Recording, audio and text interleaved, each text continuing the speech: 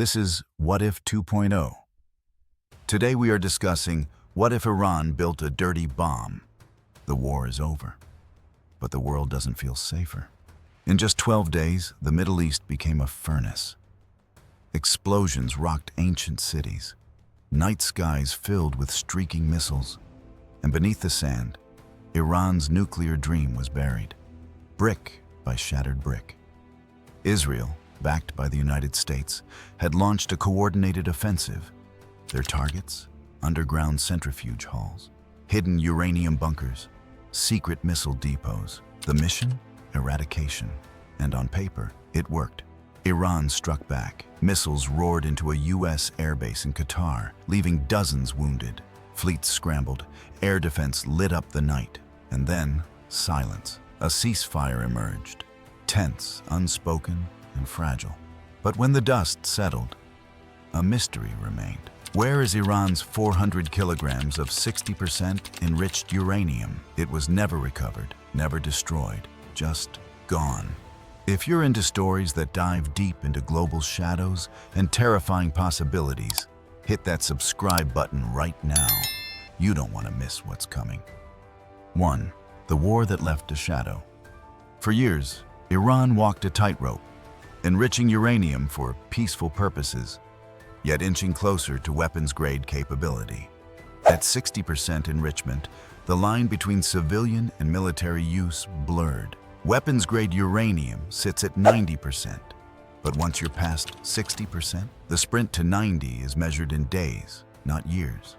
When war began, Israel and the U.S. had one clear goal: stop Iran before that line was crossed. Missile strikes collapsed tunnels, incinerated labs, destroyed key reactors. But not everything was accounted for. Iran's top nuclear scientists had anticipated war, and quietly, before the first missile even launched, they moved the uranium out of labs, out of cities, into the unknown. And what if it wasn't hidden to preserve it? What if it was repurposed, not for a nuclear warhead, but for something far more insidious, a dirty bomb? 2. What is a dirty bomb? A dirty bomb, officially known as a radiological dispersal device, isn't a nuclear bomb, but its impact can be just as chilling. Unlike a nuclear explosion, which levels cities, a dirty bomb relies on conventional explosives, like TNT, combined with radioactive material.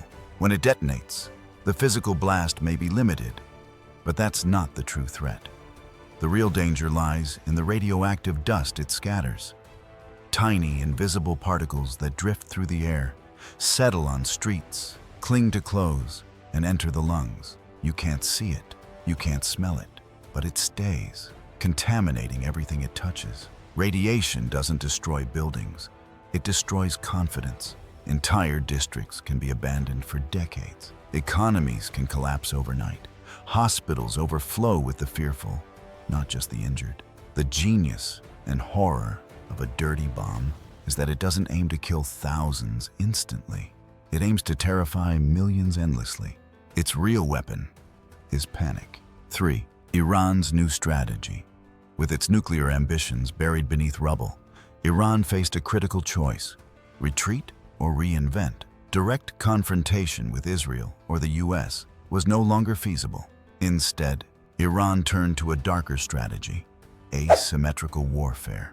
From the ruins of bombed-out reactors emerged a secret initiative, Project Black Rain. Backed by the Revolutionary Guard, operated through underground labs, and driven by fanatical resolve, the mission was clear: build a weapon not designed to destroy, but to destabilize.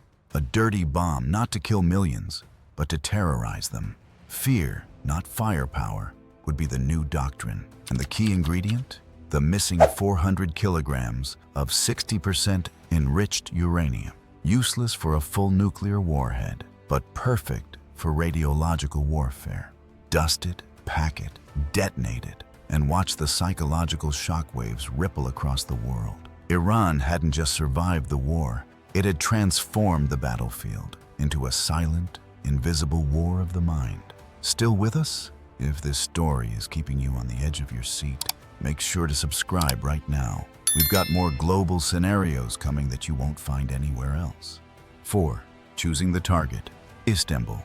Tehran's next move wasn't vengeance, it was symbolism. They didn't want another direct confrontation with Israel. Too risky, too predictable. Instead, they looked elsewhere, for a city that mattered to the West, that bridged continents, cultures, military alliances. They chose Istanbul, a city of 15 million souls, a NATO member, a global tourist hub, and a city ill-prepared for radiological terror. Under the guise of humanitarian aid, a vehicle was loaded in Iran, passed through Iraq, slipped into Syria, then Turkey. Inside, a 200-pound dirty bomb packed with enriched uranium dust, invisible, undetectable, until it was too late. 10:42 a.m. A crisp, clear morning in Karaköy Square. Tourists sip Turkish tea, locals stream into bazaars. Boom! A delivery van erupts into fire and shrapnel. Initial casualties: 14 dead, 60 injured, but the real horror hasn't started. A fine, grayish dust begins to settle, drifting invisibly into streets, windows, and lungs. 6. Global whiplash. The world is stunned. Live footage shows Karaköy evacuated by hazmat teams. Helicopters spray foam over buildings. Train stations grind to a halt. Turkey's president addresses the nation. This is not just an attack, it is an assault on civilization. Soon, intelligence agencies piece the puzzle together.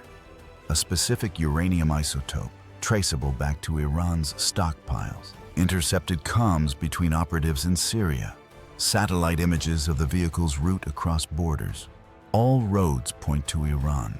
Tehran, of course, denies everything. They call it fabricated, a Zionist trick, a Western plot, but few are buying it. 7.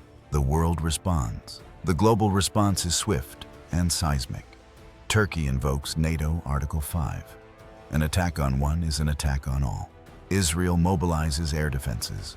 The U.S. places carrier groups on high alert in the Mediterranean. Saudi Arabia shuts its borders. Germany and France call emergency sessions. Russia urges calm, but begins arming its own sensors. Iran faces instant backlash. All digital communications severed. Oil exports sanctioned and blocked. Banks frozen, trade routes canceled, and a no-fly zone imposed above the Gulf. The message is clear. This is war. Economic, diplomatic, psychological. Pause for a second. This is the kind of chilling, high-stakes content we bring you regularly. Make sure you hit that subscribe button if you haven't already. Don't miss the next warning shot. 8. The human fallout. Karaköy is sealed. Its residents displaced, homes condemned, soil irradiated, property values nosedive. Tourism evaporates. International schools shut down. Airlines blacklist the city. 3 months later, cancer clusters begin to form. Children complain of fatigue. Elderly show signs of acute radiation syndrome. Mental health clinics are overwhelmed. People fear the air they breathe, fear the rain, fear the food. The bomb didn't flatten buildings, but it shattered reality. 9. Iran's gamble backfires. Back in Iran, the so-called victory turns sour. The regime's promise of deterrence collapses under economic weight. Riots erupt in Tehran over food shortages. Banks ration withdrawals. Protesters chant in the streets. The government clamps down with military force. But fear, the very tool they tried to export, comes home. Citizens no longer believe in nuclear glory. They see only hunger and isolation. The dirty bomb didn't make Iran stronger, it made it alone. 10. A new global order. Istanbul was the spark. The world quickly changes. Public spaces install radiation detectors. Airports add nuclear dust screening. AI systems are deployed to monitor isotope movement globally. Hospitals build rapid response radiation triage units. The UN passes a new resolution.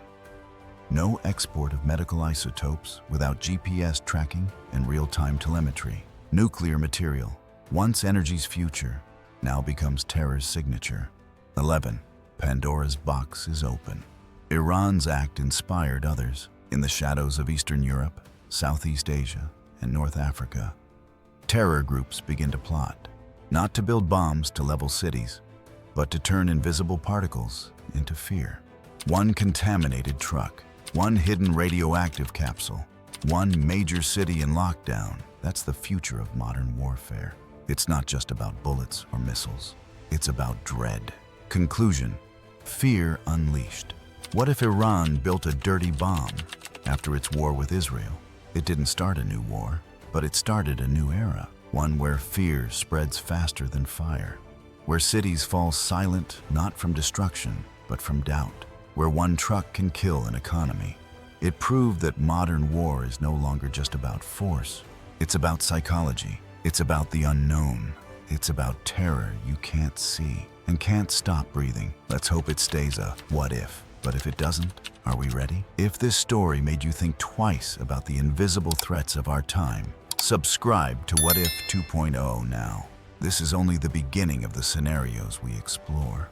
You won't want to miss what's coming next.